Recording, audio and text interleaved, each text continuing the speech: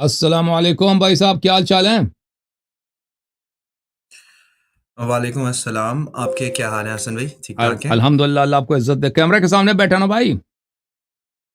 ہاں، اب میں وہی ایڈجسٹ کرنے کی کوشش کر رہا ہوں، مجھے سمجھ نہیں آ رہی کیمرہ کہاں سے سامنے ہو آئے گا۔ گیا، اب ہو گیا، اب ہو ایس گیا۔ کہاں کیا نام ہے؟ کہاں سے کال اب کیا؟ بہتر ہے۔ جی، ذیشان زاہد نام ہے اور میں نے لاہور سے کال کیا آپ کو۔ اللہ آپ کو سلامتی دے۔ کیا حکم ہے بھائی صاحب؟ اللہ آپ کو خوش رکھے جی، اللہ آپ کو بہت خوش رکھے حسن بھائی۔ کافی دیر تھینک یو سے سر۔ انتظار کر رہا تھا، تو میرے کچھ جی سر۔ کوشچنز ہیں، میں کوشش جی۔ کروں گا آپ سے۔ کچھ چھوٹے ہوں گے، مختصر ہوں گے، کچھ میں ہوں شاید ڈیٹیل ریکوائرڈ ہوگی، تو ہوں اس کے اکارڈنگلی آپ جو ہے وہ پھر اس کی مناسبت سے جواب دیتے جائیے گا۔ ہوں اچھا، پہلا کویشچن میرا جو ہے وہ حسن بھائی وہ یہ ہے کہ نبوت اور رسالت کے پوائنٹ آف ویو سے کہ ان میں کیا ڈفرینس ہے، اور وہ جو انجینئر صاحب فرماتے ہیں کہ زمین اور آسمان کا رابطہ جو ہے وہ ختم ہو جانا، اور نبی کی وفات والا جو کال ہے نہاج البلاغہ میں، ایک اس کی حقیقت، اور پھر اس سے ہی ریلیٹڈ میرا ایک سوال ہے کہ کیا امام جو ہیں وہ کیا دین میں اضافہ کر سکتے ہیں، اور اگر ہاں تو کیا یہ بدعت نہیں ہوگی؟ فرماتے ہیں کہ جی مولا علی نے یہ فرمایا تھا جی جی، کیا فرمایا تھا؟ کہ آسمان سے نبی صلی اللہ علیہ وسلم کی وفات پہ انہوں نے یہ فرمایا تھا وہ کہ آج وہ جو ہے وحی وہ جو آسمان قرآن اور ہے نا، زمین کا رابطہ منقطع ہو گیا۔ وحی جو قرآن ہو وہ منطق، وَإِلَّا تَنَزَّلُ الْمَلَائِكَةُ وَالرُّوحُ فِيهَا بِإِذْنِ رَبِّهِم مِّن كُلِّ أَمْرٍ۔ یہ نہیں ہے،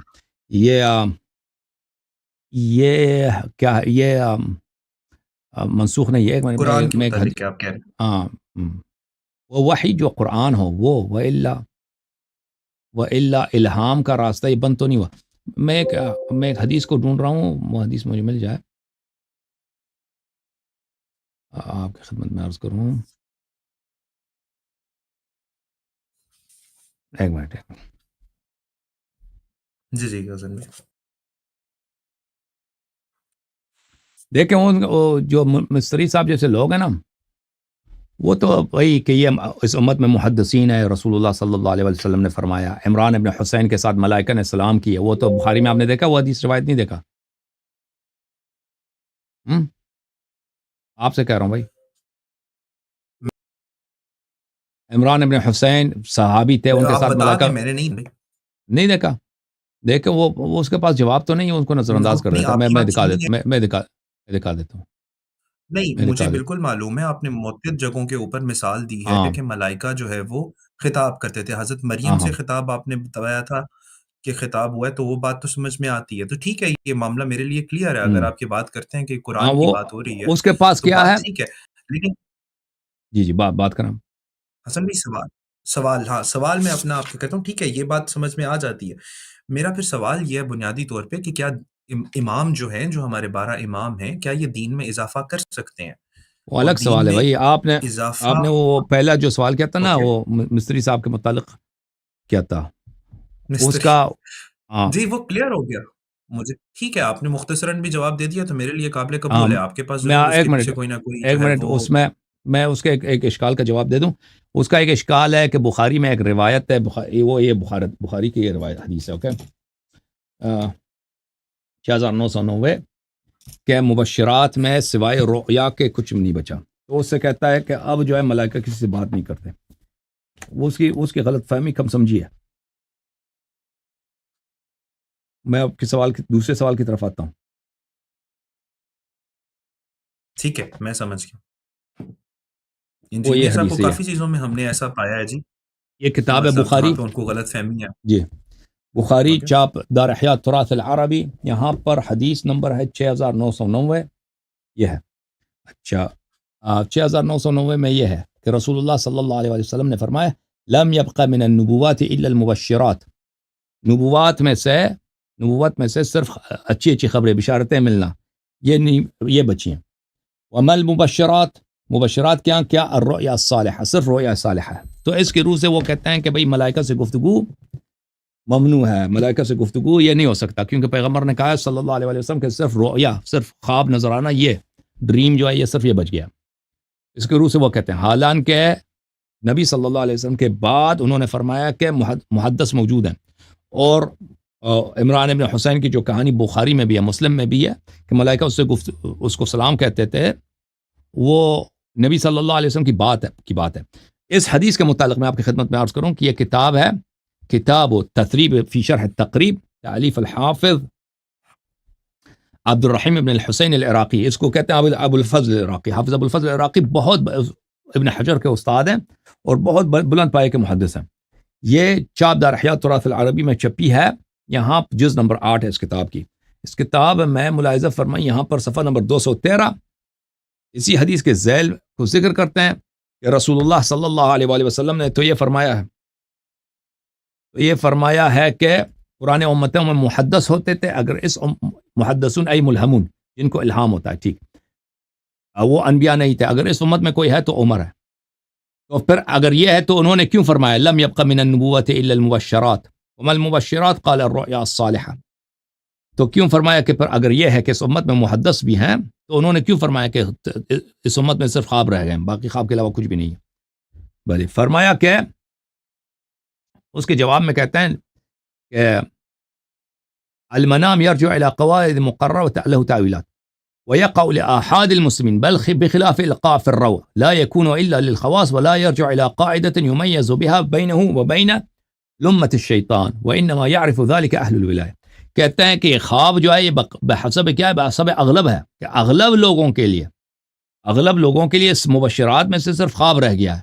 وإلا الہام کہ قلب میں کوئی بات آ جائے یا ملائکہ کسی سے بات کرے، یہ خواص کے لیے ہوتا ہے اور عام لوگوں کے لیے نہیں ہوتا. اور اس کو انسان کے دل میں جو بات آئی ہے وہ الہام ہے یا وہ شیطان کی بات ہے، یہ ہر ایک کو پتہ نہیں چلتا، یہ صرف اولیاء کو پتہ چل جاتا.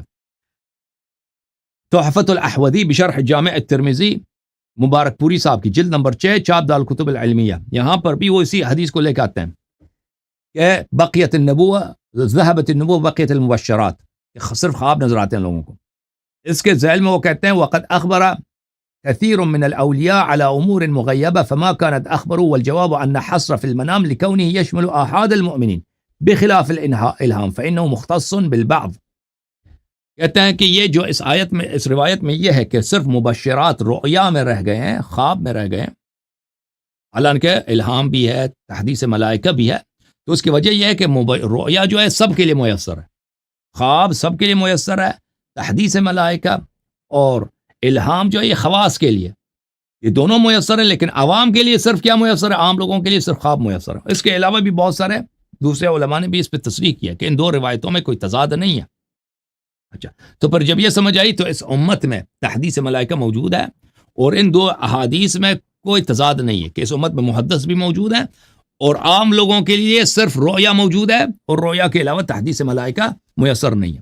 جب یہ سمجھ آئی تو اب آتے ہیں اس آپ کے سوال کی طرف کہ یا ائمہ اطہار علیہ السلام دین میں اضافہ کر سکتے ہیں؟ نہیں، ائمہ طاہرین علیہ السلام دین میں اضافہ نہیں کر سکتے. ائمہ اطہار علیہ السلام کے پاس حلال و حرام اللہ تعالیٰ کی جانب سے ہے. اللہ تعالیٰ کی جانب سے اللہ تعالیٰ نے حلال و حرام کا جو جتنے حلال و حرام ہے وہ بہت سارے احادیث میں ہے، کتاب اصول کافی میں، کہ اللہ کوئی ایسا حکم نہیں ہے جس پہ اللہ کی جانب سے نص نہیں ہے. وہ سب موجود ہیں، وہ کتاب میں موجود ہے اہل بیت طاہرین علیہ السلام، لیکن وہ سب لوگوں کے لیے ظاہر نہیں ہوئے. اور بہت سارے احکام ہیں جو اللہ یعنی اللہ کی جانب سے نص موجود ہے، اس پر حکم موجود ہے اور اس کا وقت نہیں آیا کہ اس کو ظاہر کیا جائے. لذا وہ دین میں اضافے کی نہیں ہے. میں وہ باب آپ کو دکھاؤں تاکہ حسن بھائی اسی سے ریلیٹڈ ایک سوال ہے. ایک منٹ ایک سوال کا جواب دے دوں پھر دوسرا سوال کرنا. ایک منٹ میرے بھائی، ایک منٹ میں کتاب لے کے آؤں. یہ کتاب ہے الاصول من الکافی للکلینی رحمۃ اللہ علیہ.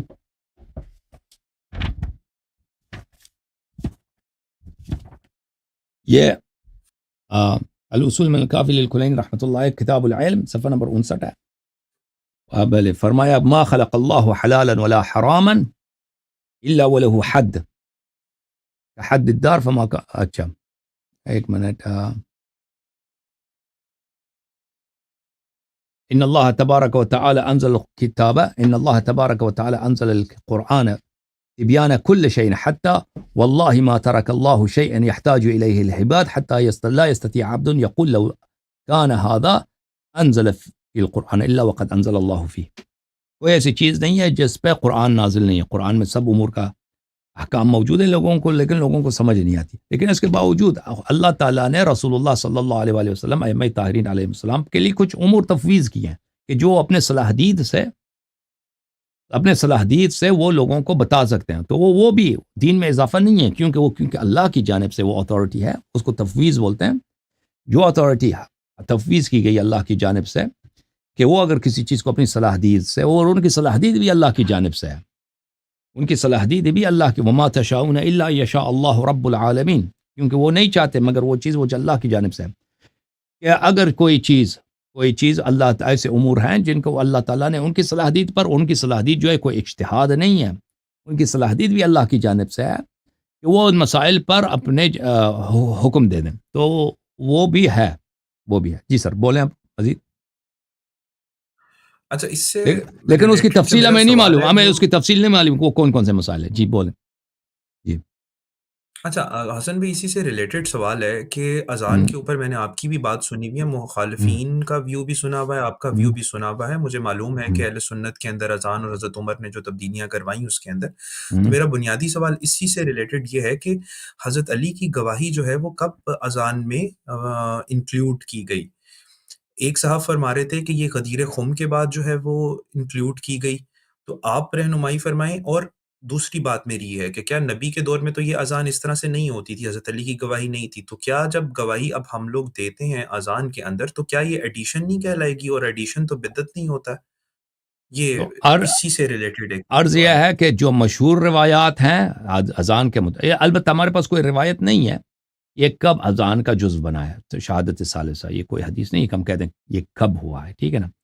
جو مشہور احادیث ہیں اذان کے اس میں الفاظ آئے ہیں، اس میں یہ ذکر نہیں ہے. شہادت ثالثہ اذان میں مذکور نہیں، غیر مشہور احادیث میں مذکور ہیں کہ اذان کا جز تھا.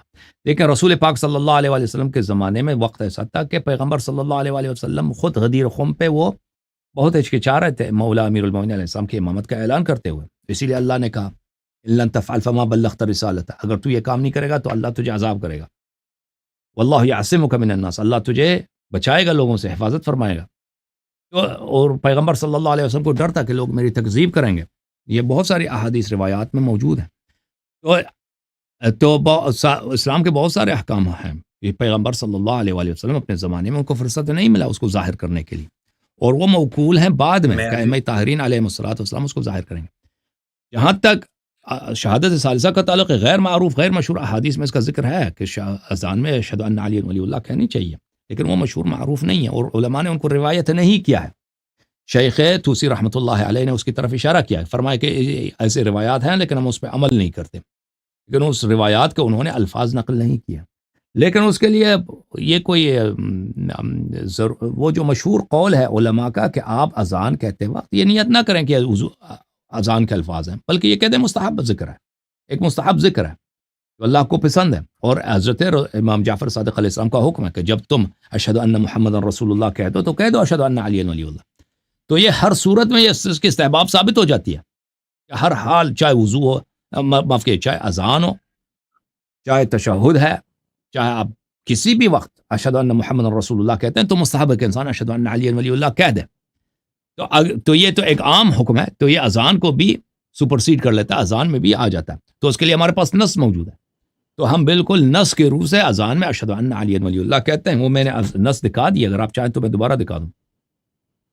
نہیں حسن بھی دوبارہ دکھانے کی ضرورت نہیں ہے، لیکن سوال یہ ہے کہ کیا یہ پھر ایڈیشن ہی نہیں ہو گیا؟ مطلب آپ نے یہ بات کی کہ نبی صلی اللہ علیہ وسلم کے بعد جو ہے وہ 12 امام ہیں جو رائٹ رکھتے ہیں فتوا دینے کا، ٹھیک ہوگی بات، لیکن اب یہ چیز انہوں نے آرڈر، مطلب جس طرح امام جعفر نے کہہ دیا، آپ نے بیان کیا، تو اس کا مطلب ہے یہ ایڈ ہو گئی، یہ دین میں ایڈیشن کیا لائے گا؟ یہ اس کو آپ نہیں کیسے دیکھتے ایڈیشن ہی نہیں. جب ہمارے پاس یہ عقیدہ ہے کہ ائمہ طاہرین علیہ السلام جو کچھ کہتے ہیں وہ اللہ کے حکم سے کہتے ہیں، تو دین میں ایڈیشن کیوں؟ ایڈیشن اگر ہم ایڈیشن کریں تو دین میں ایڈیشن ہوگی نا. ہم اگر کریں، ابھی میں آپ کے سامنے بیٹھا ہوں نا، میں اب کہتا ہوں کہ میرا نام بھی اذان میں داخل کر دوں، کہتا ہوں میں حسن اللہ یاری ہوں، میں نے اتنا آپ کو سکھایا، اب آپ جو ہے نا برائے مہربانی میری نام کو بھی اذان میں داخل کر دیں، تو لازمی بات یہ ایڈیشن ہے. لیکن جب امام جعفر صادق علیہ السلام فرماتے ہیں، کتاب احتجاج ہے جزء اول، یہاں پر صفحہ نمبر 158 کہ جب تم فَإِذَا قَالَ أَحَدُكُمْ لَا إِلَهَ إِلَّا اللَّهُ مُحَمَّدٌ رَّسُولُ اللَّهِ فَلْيَقُلْ عَلِيٌّ أَمِيرُ الْمُؤْمِنِينَ، تم یہ کہہ دو کہ جب تم لا الہ الا اللہ محمد رسول اللہ کہتے ہو تو علی امیر المومنین علیہ السلام بھی کہا کرو. تو اگر کوئی یہ کہتا ہے، یہ تو نص کے مطابق. اب امام علیہ السلام نے کیوں اضافہ کیا؟ نہیں، امام علیہ السلام کیونکہ معصوم ہے، وہ میں اللہ کی جانب سے بولتا ہے، اس کے پاس وہ علوم ہے جو ہمارے پاس نہیں پہنچے ہیں، وہ نبی صلی اللہ علیہ وسلم کے احکام کا ذخیرہ ہے. تو یہ کیسے انہوں نے ایڈیشن کیا؟ یہ ایڈیشن ہی نہیں ہے. ان کے پاس وہی اتھارٹی ہے جو رسول اللہ صلی اللہ علیہ وسلم کے پاس ہے. ٹھیک ہے نا؟ بہت سارے پیغمبر کے حلال و حرام ہے ٹھیک جو ان ہے، کے پاس ہے، جو ہمارے پاس نہیں ہے. اوکے، نہیں یہ آخری بات سمجھ نہیں آئی سارے پیغمبر کے. پیغمبر کے علوم، رسول اللہ صلی اللہ علیہ وسلم کے علوم اہل بیت علیہ السلام کے پاس ہے، ہمارے پاس نہیں ہے. ٹھیک ہے نا؟ وہ معصوم ہے. اچھا اس لیے اگر وہ کچھ کہتے ہیں کہ اس طرح اوکے کرو، اس طرح کرو، تو یہ پیغمبر کا حکم ہے یا اللہ کا حکم ہے. یہ دین میں ایڈیشن نہیں ہے. ٹھیک ہے. حسن بھی اسی حدیث ثقلین کی غدیر خم کی، تو غدیر خم کے حوالے سے مجھے یہ بتائیں کہ کیا یہ جو غدیر خم کا آخری خطبہ ہے یہ پورا پڑھ کے مجھے سنا سکتے ہیں آپ؟ یہ مجھے ملا نہیں، یا تو مجھے اس کا ریفرنس دے دیں. کتاب اور سلیم میں موجود ہے. کیا کتاب سلیم میں موجود ہے. بہت سارے خطبہ غدیر بہت ساری کتابوں، کتاب کمال الدین میں ہے، سلیم میں ہے، خطبہ موجود ہے حضرت رسول صلی اللہ علیہ وسلم کا خطبہ غدیر. اچھا، اب اس میں یہ کیونکہ میں یہ مطلب کتاب امید کرتا ہوں احتجاج کہ یہ میں بھی ہے، کافی لمبا خطبہ. احتجاج تبرسی میں ٹھیک بھی ہے، خطبہ غدیر ہے. بس آپ نے ایک بتا دیا، میں اس میں ڈھونڈنے کی کوشش کروں گا. کتاب سلیم میں آپ نے مجھے بتایا مجھے. اور کیا اسی میں جو ہے وہ حضور صلی اللہ علیہ وآلہ وسلم نے فرمایا تھا کہ آج دین تم پہ مکمل ہو گیا؟ جی ہاں، جی ہاں، بالکل بالکل اسی حدیث میں موجود ہے. اری جی جی. اسی قرآن میں بھی ہیں کہ آج دین تم پہ مکمل کر دیا گیا. یہ اسی الیوم، غدیر خم کے بعد یہ آیت بنی تھی اگر میں غلط نہیں جی ہوں. بالکل بالکل بالکل. اور کتنی دیر پہلے کا واقعہ حضور صلی اللہ علیہ وسلم کی وفات سے یہ غدیر خم تو کا؟ 18 ذی الحجہ کو غدیر خم ہے. اصل الیوم اکملت لکم دینکم عرفات میں نازل ہوئی ہے نا، عرفات میں نازل ہوئی ہے، لیکن اس سے مراد یہ تھا غدیر خم کے دن کے اس کے قرات کرنے تھے. غدیر خم میں دوبارہ نازل ہوگی کیونکہ تکرار فی النزول ہوتا ہے. تو یہ 18 ذی الحجہ کو نبی صلی اللہ علیہ وسلم نے غدیر خم کا خطبہ دیا. پھر اس کے بعد محرم کا مہینہ ہے، پھر 28 صفر کو ان کی وفات ہے، یعنی ان کے وفات سے تقریباً 70 دن پہلے، ان کی شہادت سے 70 دن پہلے لگ بھگ. ٹھیک ہے. حسن بھی میرے اس کے بعد بھی جو ہے وہ کویشچنز ہیں، میں کوئکلی کرتا جاتا ہوں تاکہ آپ بے شک جی جی مختصراً جس طرح میں نے شروع میں بتایا تھا جی جواب دے دیجیے گا جتنا آپ کے پاس ٹائم ہوا. اب اس میں ایک یہ سوال ہے میرا بنیادی طور پہ کہ انسان، کچھ لوگوں نے بھی اور بھی آپ سے یہ پوچھا ہے لیکن میں آپ سے مختصراً کر کے دوبارہ پوچھتا ہوں کہ انسان کے لیے دین کا کتنا علم حاصل کرنا لازمی ہے؟ کیا وہ عربی سیکھے؟ کون کون سی کتاب پڑھنا اس پہ آپ سمجھتے ہیں کہ لازم ہے؟ جب کبھی بھی ہم لوگ کسی پرابلم میں پھنستے ہیں تو احادیث کا کیا ہم لوگ خود مطالعہ کیا کریں؟ اس سب میں بہت ٹائم درکار ہے. اور ہوں انسان دین کو سمجھنے کے لیے کیا ضروری شرائط ہے؟ میں بائی پروفیشن جو ہے وہ ایک مطلب عربی نہیں جانتا ہوں، ایک میرا پروفیشن ہوں اکاؤنٹنسی کا ہے. تو اب ہوں میرے لیے کتنی چیز جو ہے وہ میرے لیے آخرت کے اندر جو ہے وہ مجھے بچا سکے، کیا میں عربی سیکھوں؟ کیونکہ آپ کو پتہ ہے اختلاف ہے، اختلافی امور پہ بات ہوتی ہے، احادیث کی صحت کو چیک کرنا اور بیچ میں اس طرح سے گھسنا، اتنے سارے معاملات، پلیٹ فارمز ہیں، ریسورسز ہیں. تو آپ کیا سمجھتے ہیں کہ کتنا ایک انسان کو علم حاصل کر لینا چاہیے کہ آخرت میں بچت ہو جائے؟ دیکھیں، دین کے نام پہ جو علوم بکتا ہے، تو جس علوم کی ترویج ہوتی ہے وہ ان سب کا دین سے تعلق نہیں ہے. بہت ساری چیزیں جن کو علم کہا جاتا ہے وہ علم نہیں ہے. پیغمبر صلی اللہ علیہ وسلم نے جو کہا ہے نا، طلب العلم فریضۃ علی کل مسلم، تو اگر اس کو دیکھیں تو اس وقت رسول پاک صلی اللہ علیہ وسلم کے بارگاہ میں جاتے نا، وہ یہ ہر علم کی بات نہیں ہوتی ہے، ان کے احادیث ہیں، ان کے فرامین اور قرآن، وہ جو قرآن پڑھاتے تھے، اسی کو انہوں نے کہا. جو العلم ہے یہاں پر وہ ہر علم نہیں، وہاں میتھمیٹکس نہیں تھا، وہاں پہ اکاؤنٹنگ نہیں تھا، وہاں پہ عربک کا جو لٹریچر ہے وہ نہیں پڑھایا جاتا تھا، عرب ہسٹری نہیں پڑھایا جاتا تھا. وہاں پہ یعنی ان کی جو باتیں، ان کی اپنی باتیں، اور وہ جو قرآن بولتے تھے، یہ اثر علم ہدایت اسی میں منحصر ہے، قرآن میں اور سنت حدیث میں. اچھا، منحصر ہے، اس کے علاوہ دین کا کوئی علم ہے ہی نہیں. باقی البتہ اس کے کچھ مقدمات ہیں کہ آپ عربی زبان سیکھ لیں تاکہ وہ آپ کو سمجھ آ جائے. انسان کتنا سیکھے، دیکھیں جتنا زیادہ سیکھے اتنا ہی زیادہ بہتر ہے، اتنا ہی زیادہ اس کی فضیلت ہے. لیکن بشرطے کہ یہی دو باتیں، فضول باتیں جو لوگ سیکھتے ہیں نا کہ علم کے نام پر، فلسفہ سیکھ لیا، منطق، علم اصول، علم فقہ، علماء کے نظریات، یہ علماء نے اس فلان مسئلے میں کیا بولا ہے، اصل عمر لوگوں کی صرف ہوتی ہے اس باتوں میں، ان فضول باتوں میں، تو وہ فضول باتیں، ان کا کوئی فائدہ نہیں ہے۔ اگر انسان صرف ان دو چیزوں کو سیکھے، قرآن اور حدیث کو، تو یہ جتنا زیادہ سیکھے اتنا ہی بہتر ہے۔ تو اس کے کچھ مقدمات ہیں، اس مقدمات میں سب سے اہم جو ہے یہی ہے، صرف اور نحو ہے۔ اگر ان دونوں باتوں کو سیکھ لے تو پھر وہ بہت ساری باتوں کو سیکھ جاتا ہے۔ کتنا ضروری ہے اور اس سے زیادہ جو ہے فضیلت ہے، جتنا انسان کو ضرورت ہے نا، جتنا انسان کو ضرورت ہے اس کی، اتنا سیکھنا تو ضروری ہے۔ اس کے لیے ضروری اور ضروری نہیں کہ انسان عربی سیکھ لے، آپ اردو میں بھی سیکھ لیں جتنا آپ کو ضرورت ہے۔ جو صحیح عقائد ہیں، جن سے کوئی وہ نہیں ہے، کوئی گنجائش نہیں ہے کہ وہ ان سے آپ بچ جائیں نا، صحیح عقائد جو اہل بیت علیہ السلام نے فرمایا کہ ان کو آپ کے لیے سیکھنا ضروری ہے، وہ آپ اردو زبان میں بھی سیکھیں، کوئی بات نہیں ہے۔ پنجابی زبان میں اگر کوئی کتاب سیکھ لیں، وہ انگلش میں، وہ کوئی فرق نہیں پڑتا، بشرطے کہ وہ صحیح ہو، موافق ہو، حق ہے۔ اور اسی طرح جو اعمال ہے انسان کے، نماز وغیرہ ہے جو انسان پڑھنا ضروری ہے، کوئی حج نہیں جاتا، کوئی حج کبھی اس پہ واجب ہی نہیں ہوگا، حج سیکھنا ضروری نہیں ہے۔ کوئی حج پہ جائے گا تو اس کے لیے ضروری ہوگا کہ حج کے مسائل بھی سیکھ لے۔ کوئی خمس نہیں دیتا بھائی، فقیر آدمی ہے، اس کے لیے خمس سیکھنا ضروری نہیں ہے بھائی، اگر خمس دینا پڑتا ہے تو پھر وہ سیکھنا ضروری ہوتا ہے، ٹھیک ہے نا۔ تو منیمم جو اس کی ضرورت ہے اس کو سیکھ لے، یہ سیکھنا ضروری ہے۔ اس سے زیادہ اگر انسان سیکھ لے تو اس کا بڑا ثواب ہے، بے حساب ثواب ہے، اور وہ سیکھنا اگر کوئی کر سکتا ہے تو سیکھنا چاہیے۔ جو منیمم ہے اس کے لیے ضروری نہیں ہے کہ انسان عربی زبان سیکھ لے، نہیں، آپ پنجابی میں، اردو میں، انگلش میں، جو بھی زبان آپ کی ہے اس میں اگر اچھے کتابیں ہیں، یا کوئی کتاب بھی نہیں پڑھ سکتا نا، علماء سنائیں گے آپ کو کسی سے سن کر۔ اکثر لوگ تو یہی ہے کہ پرانے زمانے میں تو یہ ہوتا تھا، بلکہ گاؤں وغیرہ میں ابھی تک یہی ہے کہ لوگ خود تو پڑھ نہیں سکتے، کوئی ان کو سکھائے گا نا، کوئی زبانی ان کو سکھائے گا تو اسی سے وہ سیکھ جائیں گے۔ تو منیمم کی یہ ہے۔ اوکے میرے بھائی؟ حسن بھائی کچھ بہت زیادہ کلیئر نہیں ہوا کیونکہ بات یہ ہے کہ اختلافی حدیث کے اوپر اور قرآن کی تشریح کے اوپر ہی تو مسئلہ آتا ہے، پھر عربی کے لفظ آگے پیچھے ہو جاتے ہیں تو پتہ نہیں چل پاتا ہے۔ میں آپ کو ابھی ایک مثال میں چلیں اسی سے ریلیٹڈ ایک سوال آپ سے میرا ہے، وہ الحمدللہ رب العالمین کے اوپر ہی ہے کہ ایاک نعبد و ایاک نستعین کی جب بات ہوتی ہے تو مجھے پتا ہے شاید آپ نے پہلے جواب دے دیا ہوگا، لیکن مجھے مختصراً پلیز کلیئر کر دیں کہ جب ہم بات کرتے ہیں ایاک نعبد کا مطلب تو ہو گیا عبادت، تو نستعین کا مطلب ہے پکارنا، مطلب مدد مانگنا۔ تو اللہ تعالیٰ دو دفعہ کیوں فرما رہا ہے کہ مطلب آپ کہتے ہیں، جو میں نے ایک صاحب کو آپ بتا رہے تھے کہ جو بابا جی تھے کہ ایاک نعبد و ایاک نستعین بھی جو ہے وہ عبادت کے زمرے میں آیا ہوا ہے، تو اللہ تعالیٰ نے دو جگہوں پہ کیوں فرمایا؟ اس سے پہلے بھی وہ نابودو کی بات ہو رہی ہے اور اس کے بعد بھی عبادت دو دفعہ پھر کیوں آئی ہے؟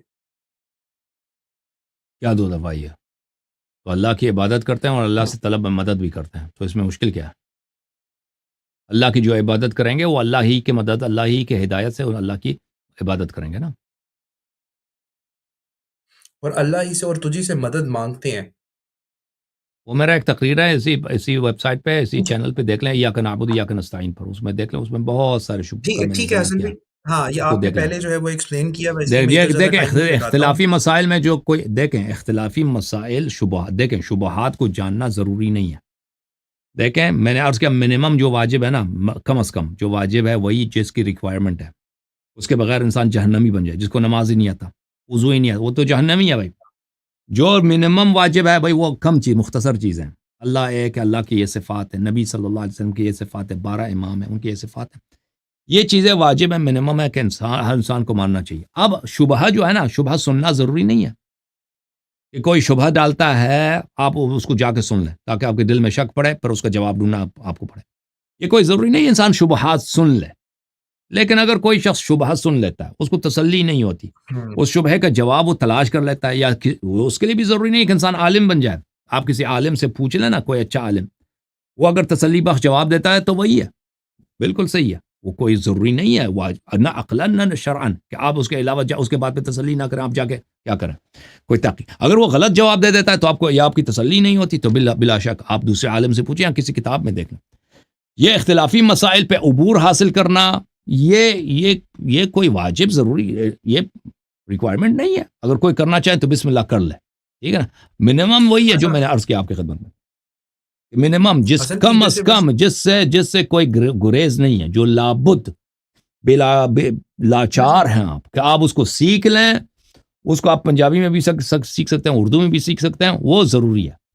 جو واجبات ہیں, جو عام روزانہ چیزیں آپ کو پیش آتی ہیں, حلال و حرام کے مسائل, وہ سیکھنا, اور بنیادی عقائد سیکھنا. اس کے علاوہ مزید سیکھنا چاہیں بسم اللہ سیکھ لیں. ٹھیک ہے حسن بھائی, آگے موو کرتا ہوں. آخرت کے مطلب میں کیونکہ سنی بیک گراؤنڈ سے ہوں, ٹھیک ہے, میں ہم، ادھر ہمیشہ سے سنی بیک گراؤنڈ میں بڑا ہوا ہوں. ہمارے یہاں پہ ایک بات ہمیشہ بتائی جاتی ہے کہ بھئی آخرت کے سوال جو ہے نا کہ فلاں نے فلاں سے جنگ کی تو اب تم بتاؤ کون حق پہ تھا, یہ سوال تم سے آخرت میں نہیں ہونا ہے. تو قرآن سے مجھے ریفرنس دے کے وہ سوالات آپ سامنے رکھیں کہ جو اللہ تعالیٰ ہم سے پوچھے گا. قرآن سے تو حدیث سے اگر دکھائیں تو کیا ہوتا ہے نا. دیکھیں جب رسول اللہ حدیث صلی سے اللہ دکھا علیہ دیں. وسلم نے بتا دیا کہ انی تارک فیکم من ان اخذتم به لن تضلوا بعدی ابدا, کتاب اللہ وعزتی اہل بیتی, کہ میں تمہارے درمیان چھوڑ کے جا رہا ہوں وہ جس کو اگر تم اس کے اتباع کرو گے کبھی گمراہ نہ ہو جاؤ گے, اور وہ قرآن اور اہل بیت علیہم السلام ہے. تو ہر انسان کو پتہ ہے کہ دین میں اختلافات ہیں, اور یہ سب فرقے جہنمی ہیں سوائے ایک فرقے کے. تو انسان کو پتہ چل جاتا ہے وہی فرقہ جو قرآن اور اہل بیت علیہ السلام کی اتباع کرتا ہے, صرف وہی اہل نجات ہیں, ٹھیک ہے نا. تو اب قیامت کے دن ہر عمل کا حساب لیا جائے گا, اہل بیت علیہم السلام کا حساب لیا جائے گا. اس آیت کے ذیل میں آپ کی خدمت میں عرض کروں, وقفوہم انہم مسئولون, وہی بھلے. اور آیہ شریفہ ہے, میں آپ کو آیت دکھا دوں, وقفوہم انہم مسئولون, اور حدیث بھی دکھا دوں. یہاں پہ جتنی بھی ڈسکشن حسن بھائی شروع ہوتی ہیں ہماری یہیں پہ ختم کر دی جاتی ہیں کہ بھئی آخرت میں سوال نہیں ہونا کہ فلانے نے فلانے کے ساتھ جنگ کی تو ان کا آپسی معاملہ ہے, وہ نبٹتے رہیں گے, نہیں تم جس اپنی کے آخرت کیوں برباد کرتے ہو. ہم، میں نے سنا ہے دراصل. صحیح.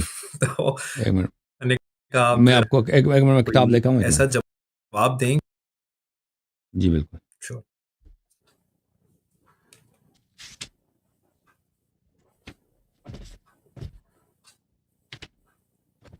یہ کتاب ہے میرے بھائی البرہان فی تفسیر القرآن, سید ہاشم بحرانی رحمۃ اللہ علیہ کی البرہان فی تفسیر القرآن المجید, جلد نمبر 6, چاپ مؤسسۃ العالمی للمطبوعات. یہاں پر سورہ مبارکہ صافات ہے, سورہ صافات, اعوذ باللہ من الشیطان الرجیم.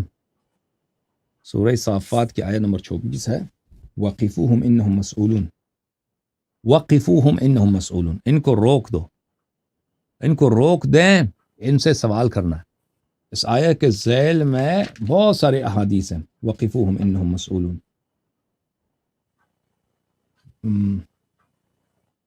مثلا یہ حدیث ابو سعید خدری رضی اللہ عنہ نبی صلی اللہ علیہ وآلہ وسلم سے روایت کرتے ہیں, وقفوہم عن النبی صلی اللہ علیہ وآلہ, وقفوہم انہم مسئولون قال عن ولایت علی علیہ السلام ما صنعوا فی امری. اللہ ان سے سوال کرے گا ولایت علی علیہ السلام کے متعلق کہ اس کے متعلق ان لوگوں نے کیا کیا. وقد اعلمهم اللہ عز وجل انہ الخلیفہ من بعد رسولہ صلی اللہ علیہ وآلہ, اللہ نے خبردار کیا تھا کہ رسول صلی اللہ علیہ وسلم کے بعد خلیفہ کون ہے, امیر المؤمنین علیہ السلام ہے. اچھا, اس کے متعلق بہت ساری یہ روایتیں نقل کرتے ہیں, مخالفین سے بھی نقل کرتے ہیں, جماعت مخالف سے ومن طریق المخالفین. یہ کتاب ہے موافق ابن احمد بلی, یہاں پہ روایت کرتے ہیں وقفوہم انہم مسئولون یعنی عن ولایت علی علیہ الصلوۃ والسلام, وعن ابن شیرویہ, یہ عن طریق المخالفین, یہ بھی ان کی طریق سے. ابی سعید خدری نے نبی صلی اللہ علیہ وسلم وقفوہم انہم مسئولون عن ولایت علی علیہ الصلوۃ والسلام, اور حبری نے اپنی کتاب میں ابن عباس سے بھی یہی نقل کیا. اچھا, کتاب مناقب احمد ابن موافق خوارزمی, اس کی کتاب ہمارے پاس, وہ عام کتاب انٹرنیٹ پہ بھی آپ کو مل جائے گا, ہمارے پاس موجود ہے. اس نے روایت کی ہے کہ رسول اللہ صلی اللہ علیہ وسلم نے فرمایا لا تزول قدم عبد یوم القیامہ حتی یسألہ اللہ تبارک و تعالی, اللہ تعالیٰ روز قیامت انسان کا قدم اٹھتا نہیں ہے مگر اللہ تعالیٰ پوچھتا ہے ان سوالوں سے. عن عمرہ فیما افنا, اس نے اپنے عمر کو کس میں صرف کیا, وعن جسدہ فیما ابلا, اور اپنے بدن کو کس بات میں اس نے برا کر دیا، ضعیف کر دیا. وعن مالہ مما کسبہ، اور اپنے مال کو کس امر میں کسب کیا ہے، کس طریقے سے کسب کیا. وفیما انفق، اور کہاں پہ صرف کیا. وعن حبنا اہل البیت علیہم السلام، اور ہمارے اہل بیت علیہ السلام کی محبت سے. فقال عمر بن الخطاب فما آیت حبکم من حبکم من بعدک. عمر نے پوچھا کہ آپ کی حب کی، محبت کی نشانی آپ کے بعد کیا ہے؟ تو انہوں نے جواب دیا وضع یدہ علی رأس علی علیہ السلام، اپنے ہاتھ کو امیر المومنین علیہ السلام کے سر پہ رکھا ہے. وہو الی جانبہ، وہ ساتھ بیٹھے تھے. ان آیت حبی من بعدی، میری محبت کی نشانی، میرے بعد کہ کوئی مجھ سے محبت کرتا ہے اس کی نشانی یہ ہے حب ھذا، اس شخص کی محبت جس کے سر پہ میں نے ہاتھ رکھا ہے. وطاعتہ طاعتی ومخالفتہ مخالفتی، اس کی طاعت میری طاعت ہے، اس کی مخالفت میری مخالفت ہے. اور پھر ثعلبی نے اپنے تفسیر، ثعلبی تفسیر میں ہمارے پاس موجود ہے، اس نے مجاہد ابن عباس سے یہی روایت کیا. اوکے، اور پھر اس نے ابن عباس سے پھر روایت کی یہی. اوکے، کہ پوچھا جائے گا. حسن بھائی، جی یہ جو آپ نے ابھی پڑھی ہے، یہ جو آخری آپ نے عبارت پڑھی ہے، یہ آپ نے مخالف مطلب اہل سنت کی کتب سے پڑھی ہے، حوالہ دے کے پڑھی ہے؟ یہ شیعہ کتاب ہے، لیکن اس شیعہ کتاب وہ حوالہ دے رہا ہے مخالفین کے کتاب کا. ٹھیک ہے نا، تو 3-4 احادیث اس نے اور آخر میں جو مخالفین نقل کی کیا. کتاب ان کے لیے، ہاں ہاں ہاں، جی، وہ کون سی کتاب ہے مخالفین کی؟ میں نے نام دیا، نام پڑھیے دوبارہ. نام آپ ریپلے سوری، کر لیں، میں جو لوگ معذرت ریپلے چاہتا کریں گے وہ آ جائے گا، نام آ ہوں۔ ٹھیک جائے گا. ابن شیروی ہے، ہے، بالکل احمد ٹھیک ابن ہو، موفق ہے، ثعلبی ہے، وہ کتابیں کا نام وہاں پہ دیا تھا، میں نے ذکر کیا. مختلف جگہوں پہ ہے، ہمیں یہ بات مل جاتی ہے. ٹھیک ہوں، ہو گیا. تو اصل بھی اس سے جو میرا نیکسٹ کوشچن ہے، اس کے لیے تھوڑا سا مجھے ہائپوتھیٹیکل سچویشن آپ کو دینی پڑے گی. وہ ہے گفٹ سے ریلیٹڈ، کہ ایک انسان گفٹ کے لیے جو ہے وہ اپنی کتنی جائیداد یا رقم جو ہے وہ دے سکتا ہے آگے کسی کو. اس کے اندر اہل سنت کے ہاں 2 مختلف روایات ملتی ہیں، وہ بھی میں آپ کو بتا دیتا ہوں. اس سے پہلے ہائپوتھیٹیکل سچویشن آپ کو یہ بتا دیتا ہوں. ایک شخص ہے، آپ تھوڑا سا ذرا غور کیجیے گا. اس کے گھر میں جو ہے وہ پہلے 2 بیٹیاں پیدا ہوتی ہیں، تو دوسری بیٹی پہ اس کو بڑا غصہ آتا ہے، پھر 2 بیٹے پیدا ہوتے ہیں، اور اس طرح کل تعداد اس کی 7 ہو جاتی ہے، جس میں سے 4 بیٹیاں ہیں، 2 بیٹے ہیں، یا 3 بیٹے ہیں سوری. اب اس میں سے جو اپنی جائیداد کا جو کل حصہ ہے وہ 95 روپے، اگر اس کی جو ہے وہ 100 روپے کی جائیداد ہے تو 95 روپے وہ اپنے بیٹوں کو دے دیتا ہے، اور 5 روپے صرف اپنی 4 بیٹیوں کو دیتا ہے. تو یہ میں نے ہائپوتھیٹیکل سچویشن رکھی ہے، اور اہل سنت کے 2 حدیث آپ کو اس کے سامنے میں ذکر کرتا ہوں آپ کی. وہ یہ کہتے ہیں کہ ایک شخص جو ہے نا، ایک غلام کی بات ہوئی تھی، ایک حدیث میں نے کہیں پڑھی تھی کہ ایک شخص نے اپنے بیٹے کو غلام گفٹ میں دیا تھا. تو حضور صلی اللہ علیہ وآلہ وسلم نے فرمایا کیا تم نے اپنے دوسرے بیٹے کو بھی غلام گفٹ میں دیا؟ اس نے کہا نہیں. تو انہوں نے کہا چلو پھر دو اس کو بھی، یعنی کہ ایکول ہونا چاہیے گفٹ اپنی اولاد میں. پھر دوسرا پوائنٹ اس میں یہ آ جاتا ہے کہ لکھا ہوا تھا کہ ایک دیکھیں وہ اگر دے دیتا ہے، وہ کیا مطلب ہے؟ یعنی وصیت کرتا ہے یا دے دیتا ہے اسی وقت؟ جو آپ کہہ رہے اسی ہیں وقت بچوں دے کو دیتا ہے وہ آپ 95% وہ دیا اپنے ہاں جی، حیات میں دے دے دیا دیتا، اس تو نے اس کی مرضی 3 ہے بھائی، بیٹوں اس کو کی مرضی ہے، اور 5. اس اچھا کی ایک مرضی ہے. بات تک آگے، ہم۔ اچھا آپ سمجھتے ہیں یہ جائز ہے؟ وصیت اور ہے بھائی، دینا ہبہ وصیت کرنا نہیں، اور میں ہے. گفٹ کی بات کر رہا ہوں. ہاں گفٹ کی بات ہے نا. آپ ایک بیٹے کو 100 روپے دے دیں، دوسرے کو 5 روپے دے دیں، یہ کوئی آپ کی مرضی ہے، کوئی حرام نہیں ہے، واجب نہیں ہے کہ دونوں کو ایک جیسے دے دیں. البتہ کسی کی دیکھیں، کسی کی دل آزاری کرنا یہ حرام ہے. اگر وہ مومن ہے، حسن بھائی، اجازت دیں بات کرنے کی. دیکھیں ایک فعل ہے نا، اگر وہی فعل اگر کسی شخص کی اس سے دل آزاری ہوتی ہے یا اس کی توہین ہوتی ہے، مثلا ایک بذات خود ایک فعل جائز ہے. وہ اس طرح بہت سارے افعال آپ سوچ سکتے ہیں. بس مثلا آپ ایک آدمی کو ایک اچھا کپڑا دے دیں، اس سے آپ کے والد صاحب ناراض ہو جاتے ہیں، والد صاحب کو اذیت ہوتی ہے. حالانکہ اس شخص کو کپڑا دینا یہ حرام نہیں ہے، وہ آپ کا دوست ہے. آپ کے والد صاحب نا یہ حرام ہے، کیونکہ والدین کو اذیت کرنا یہ حرام ہے. ٹھیک ہے نا. اب بذات فی نفس ہی اگر آپ کسی شخص کو ایک آدمی کے 3 بیٹے ہیں، یہ ایک بیٹے کو پرواہ ہی نہیں ہے کہ دوسرے بھائی کو کتنا پیسہ مل رہا ہے، ایک کو 100 روپے دیتا ہے، دوسرے کو کچھ نہیں تو وہ اس کو پرواہ ہی نہیں ہے. ٹھیک ہے نا. یہ کوئی اس میں حرمت نہیں ہے. وہ کہتا ہے بھائی اس کو دے دیا، مجھے نہیں دیا، کوئی بات نہیں. لیکن ایک دفعہ ہے کہ بھائی اس کی دل آزاری ہوتی ہے، وہ لڑکا فاسق نہیں ہے، فاجر نہیں ہے، مومن ہے، وہ کیا ہوتا ہے، وہ ناراض ہو جاتا ہے، بھائی اس نے میرے بھائی سے پیار کیا نا، مجھ سے نہیں کیا، اس کو دیا مجھے نہیں دیا. تو اس صورت میں اس کی یہ کسی کو دینا یہ حرام نہیں ہے، اس کا حق بنتا ہے. میرے پیسے میں مرضی کسی کو دوں. اگر وہ لیکن میں ایسا کام نہیں کر سکتا جس سے میں دوسروں کو ناراض کروں. کسی مومن کو میں کسی یا کسی مومن کی توہین کروں. تو اس لحاظ سے آپ کہہ سکتے ہیں کہ اس کو دوسرے کو دینا چاہیے. وَإِلَّا فِي نَفْسِهِ آپ کے ایک شخص کا پیسہ ہے, میرا حلال پیسہ ہے, میں جس کو مرضی دے دوں, کوئی اس کی کوئی حرمت نہیں ہے. البتہ وصیت جو ہے اور ہے, وصیت صرف ثلث میں ہوتا ہے نا, وصیت تو صرف ثلث میں ہوتا ہے. بہرحال اب میں میرے سر میں حسن درد بھائی ہو گیا. ادھر جی جی آپ جانا چاہتے ہیں تو پھر ٹھیک ہے، میں اپنے سوال ختم کر دیتا ہوں. جی اگر اجازت دیں. لیکن میرا یہ سوال ہاں جی؟ کیا سوال کا سوال آخر یہ کر لو, اس میں کیا رہ گیا بھائی؟ ٹھیک ہے حسن بھائی، اس میں بات یہ تھی کہ 33% ایک صحابی آئے تھے جنہوں نے اپنا سارا مال جو ہے اللہ کی راہ میں دینے کی کوشش کی، وہ تو حضور نے وصیت کہا کی کہ بات آپ ہے, سارا مال نہیں دے وہ سکتے. وصیت کی, وہ وصیت وہ ہے, وصیت تھی. اچھا چلیں، وصیت ہے, وہ وہ اور چیز ختم ہے. ہو گئی تو وصیت صرف ثلث اچھا میں اب ہوتا ہے, ادھر لیکن ایک وصیت سلس نہیں ہے کیا بھائی. ہوتا ابھی یہ شخص زندہ ہے, مر نہیں رہا نا. ابھی ایک آدمی جوان ہے, ہے؟ اس کے سلس کیا پاس ہے؟ فرض اس کے پاس 1,00,000 روپے ہے. وہ اپنا سارا پیسہ جو ہے, میں اپنا سارا پیسہ کسی دوست کو دے دے, یہ حرام نہیں, اس کی مرضی دے دے, ٹھیک ہے نا. لیکن ثلث یہ ہے, وصیت یہ ہے کہ انسان مر رہا ہے, وہ 1/3 آپ اس کو وصیت کر سکتے ہیں, اس کو مسجد میں صرف ہونا چاہیے, کسی بھی ادارے میں. باقی اولاد کا حق ہے. آپ یہ نہیں کر سکتے بھائی کہ اپنا سارا پیسہ صرف کر دو, وصیت کر دو کہ میرا سارا پیسہ ایدی فاؤنڈیشن کو دے دو, اولاد کو بیچاروں کو کچھ نہ ملے. یہ نہیں کر سکتے, ٹھیک ہے نا. ثلث میں تو آپ حسن جس بھائی طرح یہیں پہ مرضی, تو سوال ہے. 1/3 میں آپ جو مرضی حسن کرنا چاہیں, وہ وصیت کی بات ہے.